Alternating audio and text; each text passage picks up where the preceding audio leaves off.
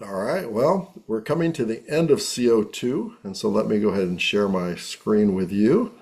We're now moving into competency number 6 and the next LE, which has to do with worldview. So you can see here we are. We're in the worldview section, but we're still in this character outcome of biblically rooted disciple, and this is the 6th competency. And so let me now look at the BA or the MA flow with you.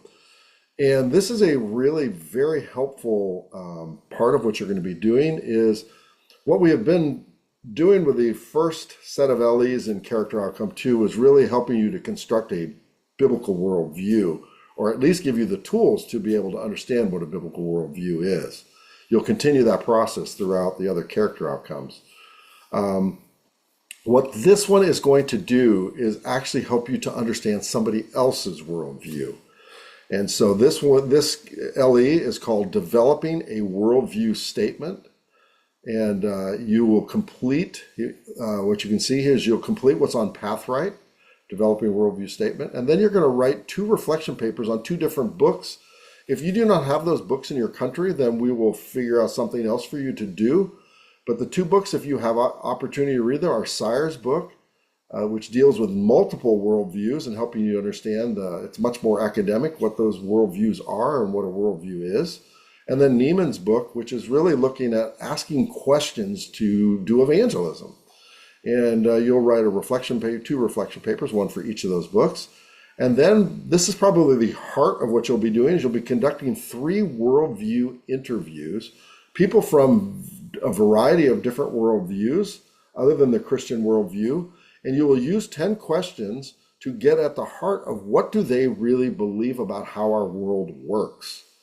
And so that is what a worldview is. It's how we understand and interpret our world. And so you will be engaging them. This is not a time for you to share your faith. It's a time for you to learn and to listen what other people believe and to really, at the end of this, you should be able to actually think the way they think in terms of how the world works. Doesn't mean you have to subscribe to it, but you need to understand that. Because then once you do that, and you understand and you had that worldview conversation with somebody, the next thing you're going to do in number 4 is you're going to write a SMART plan. And really what you're trying to do here is you're trying to figure out, okay, now that I understand their worldview, how can I share the gospel in the most effective possible way that will meet them at their worldview and start with something they know and understand and build on that and move them towards understanding Jesus and the message of the gospel.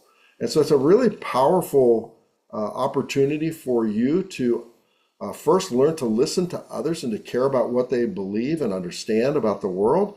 But then second is for you to think through, how does the gospel connect to that person's worldview? And how can I share Christ in a compelling way, but in a way that will make sense to them based on their worldview?